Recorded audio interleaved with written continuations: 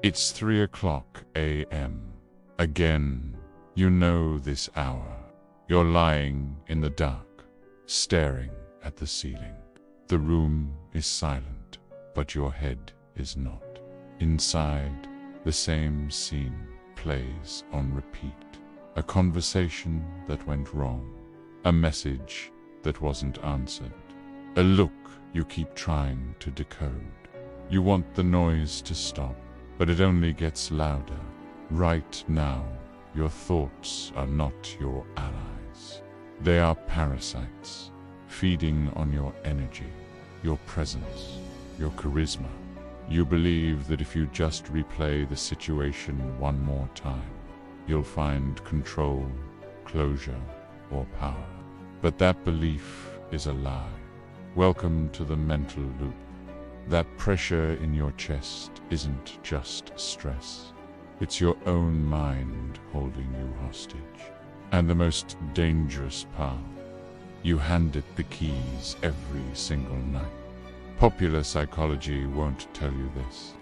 Positive thinking won't save you here. You think your problem is another person, a failed relationship, career uncertainty, or fear of the future. It's not. Your real problem is your inability to shut up internally. Trying to solve anxiety with more thinking is like trying to extinguish a fire with gasoline.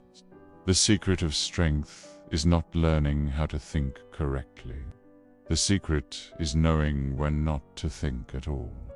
Your brain was never designed to make you happy. It was designed to keep you alive. It's an ancient survival machine.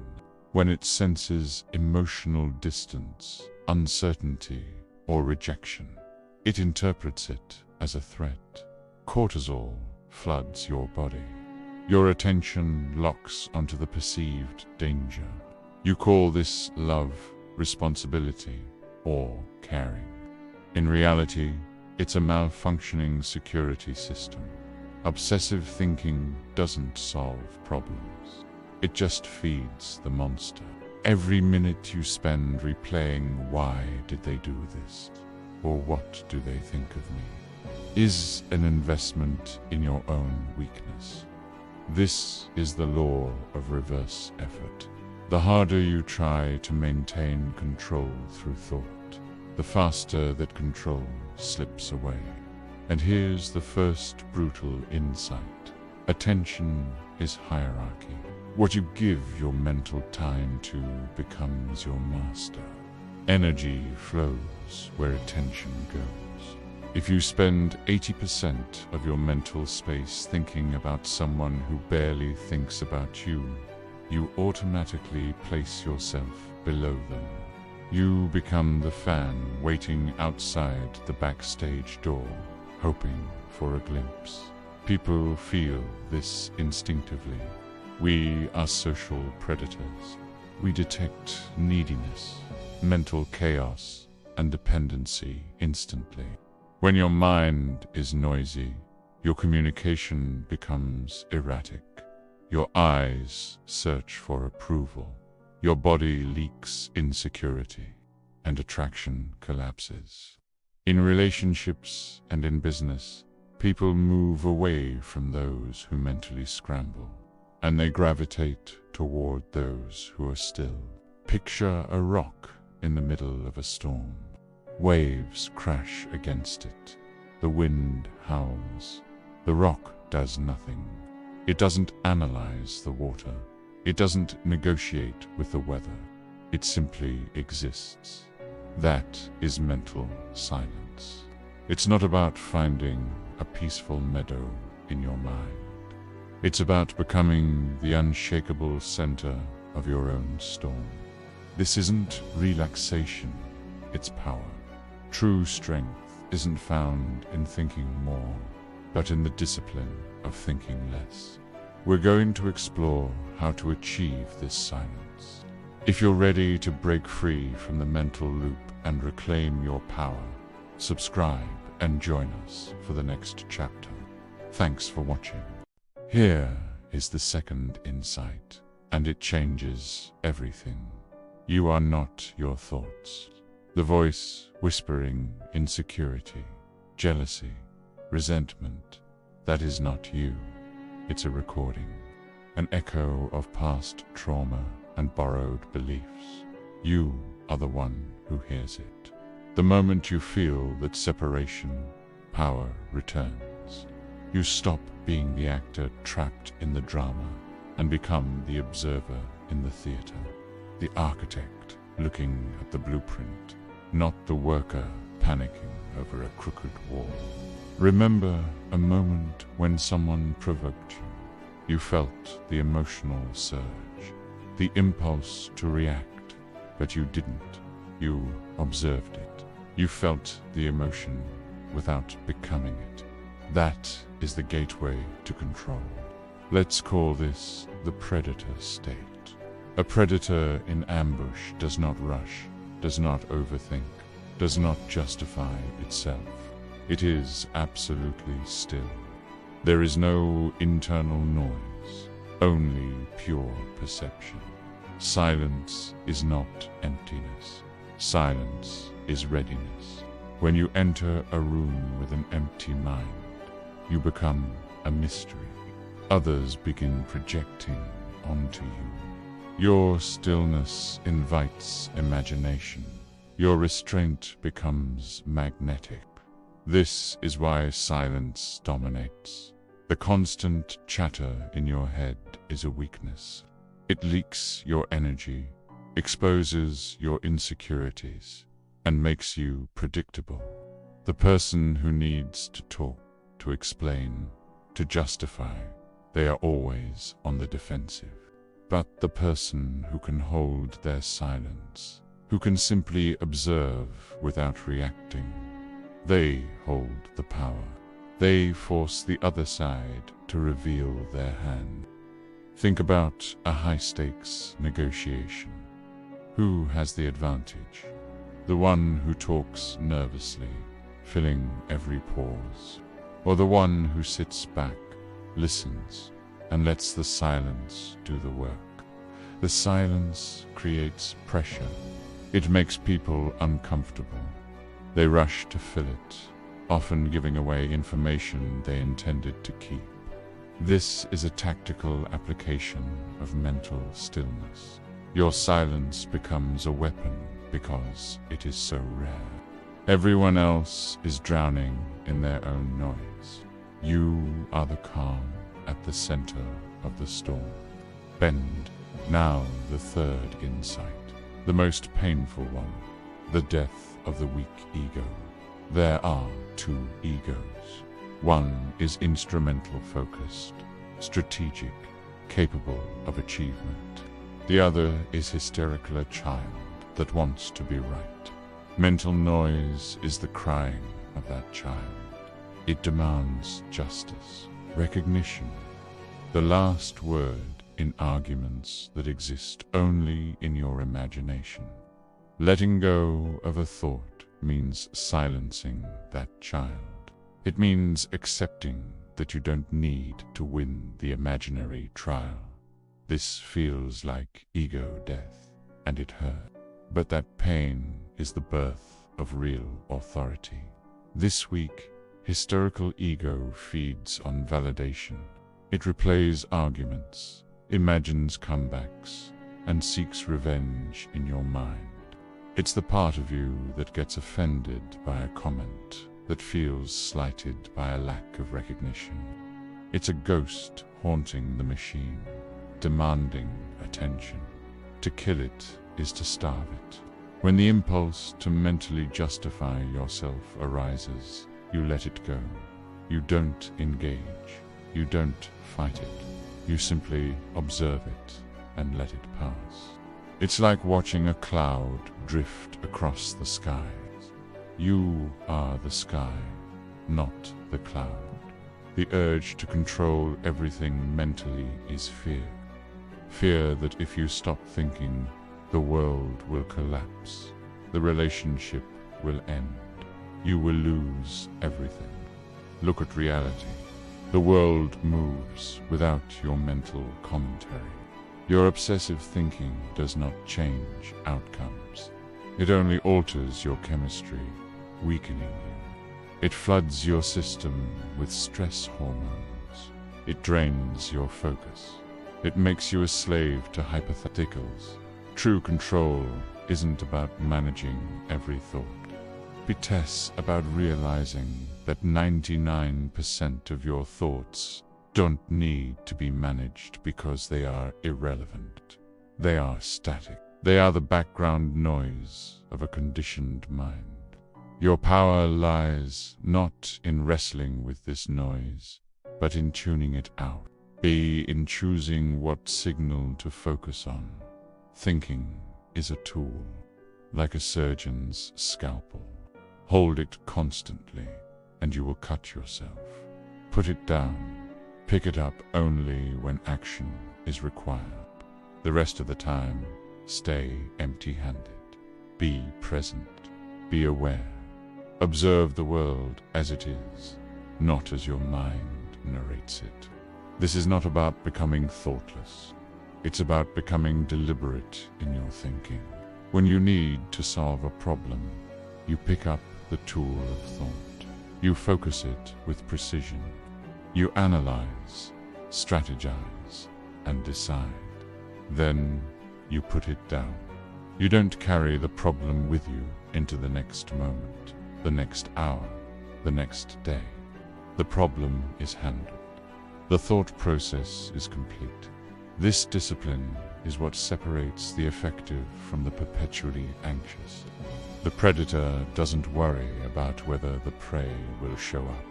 It doesn't debate its own hunting abilities. It simply waits in a state of pure, alert stillness. Its mind is not filled with clutter. It is empty, ready, and lethally focused. This is the state you are aiming for. Not a state of peaceful, blissful meditation, but a state of dangerous, potent readiness. A cold presence. This journey is about reclaiming your mind from the automated patterns of the past. It's about unlearning the habit of constant internal monologue. You are not the voice in your head. You are the presence that hears it. The moment you truly understand this, you stop being a puppet and start pulling the strings. The separation from thought is the beginning of true dominance over yourself and your environment. Here is the truth most people spend their entire lives avoiding. When your thoughts finally disappear, the things you've been suppressing begin to surface. Loneliness, boredom, deep, unsettling fear, a sense of emptiness. That is the exact moment your hand reaches for the phone. You're searching for a distraction, for any kind of mental noise to fill the void. You are running from yourself. But here's the secret. True power is born in that exact space. When you can stay with that emptiness, when you can sit in that discomfort without immediately escaping, you discover something shocking. It cannot harm you. You pass through it like smoke. This is the core principle of dying before you die. It's the samurai mindset. If you can fully, completely accept the worst possible outcome in advanced total loss, complete rejection, absolute isolation, you become untouchable. Think about it. Your relationships, your money, your social status. Imagine being ready to lose them all right now. And here is the great paradox of life. This profound readiness, this radical acceptance of loss, is precisely what makes those things cling to you. When you no longer need them for your sense of self, you gain a new kind of freedom and magnetism. Now, let's make this practical. I want to give you a weapon you can use today. It's called the freeze frame technique. The next time an obsessive thought loop starts playing in your mind, I want you to issue a command internally. Make it short, cold, final. Just say, stop. Don't negotiate with the thought. Don't argue with it, or try to reason it away. Instead, visualize that thought as a heavy object in your hand. Feel its texture, its temperature, its weight. Pound. Slowly open your fingers. Don't throw it. Don't fight it. Simply stop holding it. Watch it fall away on its own. Your mind will immediately resist. It's programmed for drama. It will create new emergencies, new justifications. It will whisper, what if you miss a crucial opportunity? What if this thought is actually important? You must ignore it. Your job is to return to your body. Feel the ground beneath your feet. Feel the air on your skin. Reality is always quiet. The chaos, the drama wit, exists only in your thoughts. Think about the most powerful people you've ever met, or even the ones you admire in films. They all share a common trait. They move slowly. They speak very little. Their eyes aren't darting around, frantically scanning the room. There is no frantic, running ticker of panic behind their gaze. That inner silence is what makes them formidable. It's what makes them dangerous, in the best sense of the word, because they see things clearly. They aren't distracted by their own mental chatter, so they can listen deeply to what others are truly saying. They become like mirrors, and in their presence, people can't help but project their own truths onto them. This stillness is a source of incredible influence. Understand that your neural patterns, the very habits of your mind, took years to build. They won't just dissolve overnight, but every single time you choose silence over an automatic reaction, you are actively rewriting your mental architecture. You are laying down a new track. Your life exists only where your attention lives. It's that simple. If your attention is constantly trapped in the past, dwelling on old hurts and regrets, you are functionally dead. You're a ghost haunting your own memories. If your attention is always lost in the future, in anxieties and what-ifs, you are perpetually asleep, living in a dream that may never come. Life, real life, exists only in this present moment, now. So release the exhausting need to understand everyone.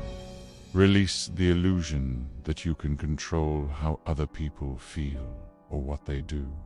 That is a fool's errand.